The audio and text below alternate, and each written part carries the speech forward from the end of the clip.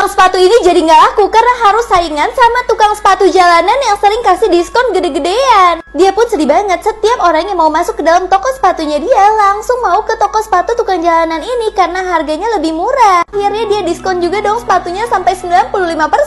Karena udah terlanjur orang-orang pengen belinya ke toko sepatu jalanan, sampai tiba-tiba bos sepatu jalanan ini mau beli tokonya dia karena tokonya dia udah nggak menghasilkan uang. Tadinya dia mau menjual tokonya juga, tapi tiba-tiba dia punya ide nih untuk kasih sepatu yang super bagus ke tukang sepatu jalanan ini. Tapi karena semua sepatu buatan cowok ini itu hidup, setelah si tukang sepatu jalanan itu pakai sepatunya langsung membawa dia pergi dari situ, sehingga tukang sepatu yang ini udah nggak ada saingan lagi deh. Dua orang tua ini ngatain anak muda yang kerjaannya selfie terus karena menurut dia itu lucu banget padahal dia nggak sadar. Dan menurut dia anak-anak muda itu norak banget padahal dia nggak sadar kalau dulu dia fotobox itu juga hal yang sama. Bahkan dulu buyutnya juga melukis dengan mukanya sendiri yang mereka lihat lewat cermin. Bahkan itu juga terjadi sama buyutnya yang paling pertama yang melukis dirinya dengan pakai kapur doang. Di sini saat dia sadar semua hal itu, dia jadi malu banget karena udah ngatain anak muda yang suka selfie. Kalau kalian pernah nggak diomelin ayah ibu kalian karena selfie terus? Komen ya.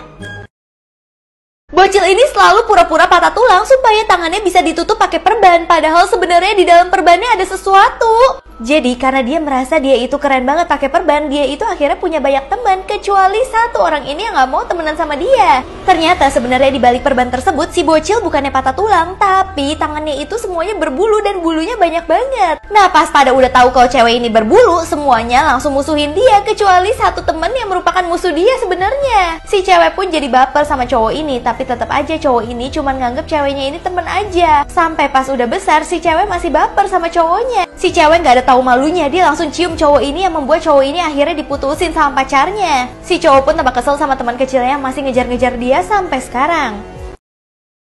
Cowok ini serem banget, dia membalut neneknya pakai plastik yang suka ada di paket-paket sampai neneknya jadi kayak gini. Awalnya si nenek takut banget apa yang bocil ini perbuat karena serius banget megang plastik-plastik itu. Ternyata si nenek dibalut gitu dong pakai si plastik. Itu semua karena dia takut neneknya kenapa-napa kalau lagi turun tangga. Tapi hal itu malah membuat neneknya tambah takut dong untuk turun tangga dengan baju plastik setebal itu. Bahkan neneknya jadi marah ke cucunya, dan cucunya nggak melakukan itu ke neneknya aja, tapi ke kakeknya juga dengan lebih parah. Pas dia lihat kakek, dia takut kakek itu bakal jatuh di kamar mandi. Akhirnya kamar mandi itu dia gembok segede gaban. Tapi anehnya si kakek malah nggak boleh mandi sama sekali dan bahkan nggak boleh pipis dan pup. Dia cuma boleh pakai bedak dan angin-angin aja supaya dia itu nggak bau.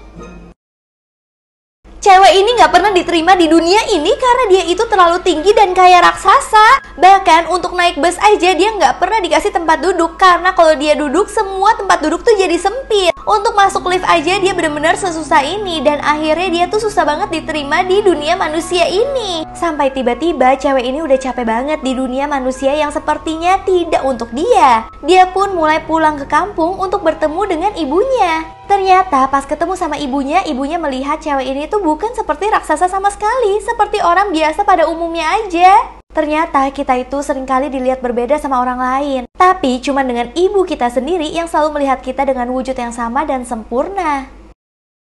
Cowok ini psikopat banget, setiap hari dia pelihara manusia untuk dia jadikan anjing. Bahkan di bawah lantainya isinya semua manusia aja.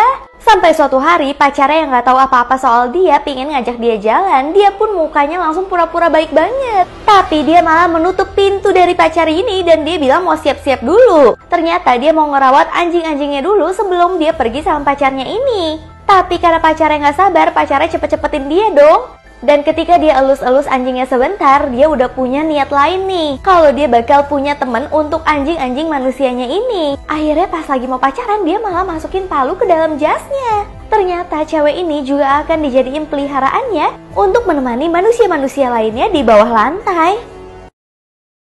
Cowok besar ini lagi tenang-tenang sampah di kereta, tapi tiba-tiba sampah itu ada suara bayi yang oe-oe. Dia pun langsung kaget banget dong karena ada bayi di kereta ini. Pas dia ngelihat orang-orang yang ada di kereta itu, semua langsung pura-pura nggak lihat. karena mereka nggak mau merawat bayi itu. Sampai akhirnya cowok besar ini kasih si bayi ke cewek yang paling menjanjikan, tapi ternyata cewek ini juga nggak mau. Bahkan semua orang yang ada di kereta itu kesel banget sama si bayi karena si bayi itu berisik. Tapi tiba-tiba ada sumo ini, yang mana sumo cewek ini langsung menghabisi si bayi yang berisik, dan itu ngebuat semua orang yang ada di kereta malah tepuk tangan.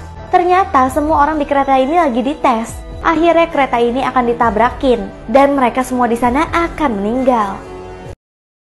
Dua cowok ini saingan untuk pergi ke gunung karena katanya ada bidadari di gunung tersebut. Jadi dua cowok ini udah tahu nih gosip-gosip kalau ada bidadari yang tinggal di sebuah gunung yang sangat tinggi. Akhirnya dua cowok ini saingan siapa yang paling kuat dan duluan ke gunung tersebut akan mendapatkan si bidadari. Sampai akhirnya mereka benar-benar mencapai sebuah gunung dan ternyata ada istana di dalamnya. Pas mereka masuk ternyata bener dong, tiba-tiba ada bidadari juga di dalamnya yang benar-benar cantik banget. Bahkan bidadari itu bawain dia minuman. Nah, setelah mereka udah jatuh cinta sama si bidadari, tiba-tiba terjadi gempa bumi yang mana gunung tersebut jadinya udah mau roboh dan istana itu udah hampir hancur. Tapi ketika dua orang ini minum minuman yang bidadari ini kasih, mereka jadi udah gak peduli lagi sama bidadarinya yang jatuh karena gempa tersebut. Yang penting minum yang dikasih bidadarinya dapat diselamatkan, karena minumannya memang seenak itu guys.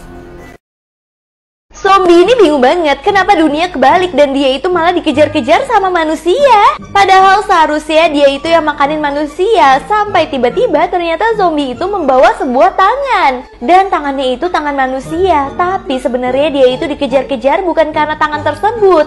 Dia dikejar-kejar karena dia membawa tangan yang mana tangannya itu memegang coklat. Ternyata si zombie itu udah gak tertarik sama manusia. Dia lebih tertarik sama coklat ini. Makanya hal itu juga membuat manusia nggak takut sama dia karena terlalu suka sama coklat yang ada di sini. Ternyata ini iklan doang, guys.